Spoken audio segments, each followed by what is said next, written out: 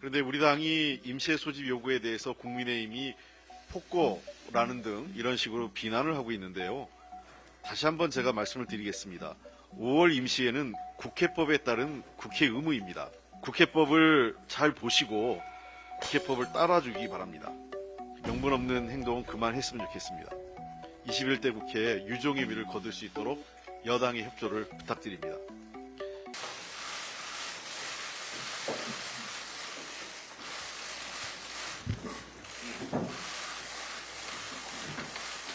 네, 내일부터 5월 임시회가 시작이 될 예정입니다. 21대 마지막 마무리하는 국회입니다. 민주당은 지난 총선에서 국민이 명령한 주요 민생 법안과 주요 현안들을 처리하기 위해서 끝까지 최선을 다하겠습니다. 그런데 우리 당이 임시회 소집 요구에 대해서 국민의힘이 폭거라는 등 이런 식으로 비난을 하고 있는데요. 다시 한번 제가 말씀을 드리겠습니다. 5월 임시회는 국회법에 따른 국회 의무입니다. 국회법 제5조의 2에는 5월 국회를 열도록 되어 있습니다. 명시되어 있는 겁니다. 그러니까 5월 국회를 열지 않으면 국회법을 어기는 겁니다. 그러니까 여야 합의로 5월 국회를 열지 않기로 합의되지 않는 한 5월 국회를 열어야 되는 것이 국회법에 따른 책임이라는 것입니다. 또한 이 본회의 일정에 대해서도 지금 자꾸 문제 제기를 하는데 국회법 76조 2를 보면 본회의 개의 일시가 매주 목요일 오후 2시로 아주 명시적으로 못 박혀 있습니다. 국회법을 좀 봤으면 좋겠어요. 이것도 역시 변경하거나 또는 열지 않으려면 여야 합의에 의해서 교수단체 간 합의에 의해서 변경하거나 여는 것을 취소할 수 있습니다. 그렇지 않다면 임시회가 열렸을 때 매주 목요일 날 본회의를 열어야 됩니다. 국회법을 잘 보시고 국회법을 따라주기 바랍니다. 그 다음에 국민의힘이 임시회 개회를 반대하는 것은 본회의 협상 지원을 하기 위한 정치적 이유인데 명분이 없습니다. 국민의힘이 총선 민심을 받들겠다고 말하면서 임시회 개최 자체를 정쟁화하는 것은 지난 총선 민의와는 정반대로 가는 것입니다. 법안 처리와 여러 가지 주요 현안을 더 이상 미룰 수도 없고 이것을 본회의를 열지 않아서 그다음에 국회를 열지 않아서 처리하지 않겠다고 하는 것도 도리에 맞지 않습니다. 각각의 법적 권리에 따라서 하면 됩니다. 본회의를 열고 여당은 반대 의견을 표시하면 됩니다. 명분 없는 행동은 그만했으면 좋겠습니다. 21대 국회에 유종의 미를 거둘 수 있도록 여당의 협조를 부탁드립니다.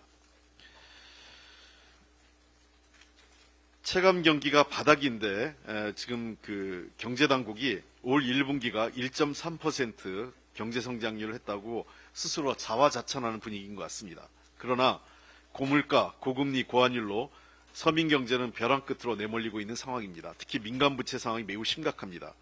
올 1분기 금융회사들의 대출 연체율이 일제히 올랐습니다. 주요 시중은행에서는 중소기업의 연체율 상승이 두드러지게 나타나고 있는데 서민, 개인사업자 대출이 많은 카드사, 저축은행의 연체율도 함께 치솟고 있습니다. 국내 기업 부채가 글로벌 금융위기 당시와 유사한 수준의 분석까지 나오고 있습니다. 한국금융연구원에 따르면 국내 금융기관 기업대출 잔액은 지난해 말 약 1,900조 원으로 국가 채무를 넘어서는 수준입니다. 중소기업이 주로 이용하는 비은행권 대출이 대기업이 주로 이용하는 은행권 대출보다 빠르게 늘면서 전반적으로 기업의 부채가 질적으로도 나빠지고 있습니다. 돈을 벌어 이자조차 갚지 못해 상환 능력이 취약한 기업 비중은 작년 말 기준 57.4%로 글로벌 금융위기 당시 2008년 금융위기 당시 34.1%를 넘어서 1998년 외환위기인 67.8%에 다가가고 있습니다. 위기 대응에 경제정책이 시급하지만 작년과 같은 역대급 세수부족 사태가 반복될 가능성이 크고 재정적자로 정부의 위기 대응 능력은 현저히 떨어지고 있습니다. 정부는 깜짝 경제성장률에 빠져서 자화자찬할 때가 아닙니다. 국민 고통을 해결하기 위해서 지난 2년 지속된 정부의 낡은 경제정책 기조를 전환해야 됩니다. 그래야 우리 경제도 살고 국민의 민생도 회복될 수 있습니다.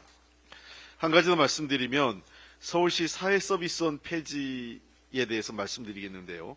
지난 26일 서울특별시 사회서비스원 운영조례 폐지 조례안이 국민의힘 주도로 서울시의회 본회의를 통과했습니다.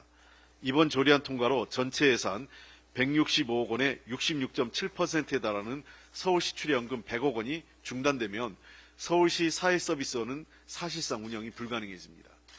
사회서비스원은 노인, 장애인, 영유아 등 취약계층 돌봄을 핵심 기능으로 하는 기관입니다. 이게 폐지된다면 이제 막 단초가 마련된 사회서비스 공적 기능 강화 노력이 물거품이 될 수 있고 취약계층의 피해로 직결됩니다. 서울시의회가 서울시 사회서비스원을 폐지하는 사유는 중증 노인 요양 등급자 이용자 비율이 민간기관보다 낮아서 공적 돌봄 기능이 충분치 않고 야간 및 주말 운영이 제한되는 등 공급자 중심의 서비스 제공이라는 것입니다. 그러나 이것은 오히려 사회서비스원 기능을 확대함으로써 공적 돌봄을 활성화하고 강화해야 하는 것이지 폐지 사유가 될 수는 없는 것입니다. 평소 약자와의 동행 그리고 약자의 복지를 강조했던 오세훈 시장도 적극 나서주기 바랍니다. 통과된 폐지 조례안 시행일은 오는 11월 1일입니다. 아직 시간이 있습니다.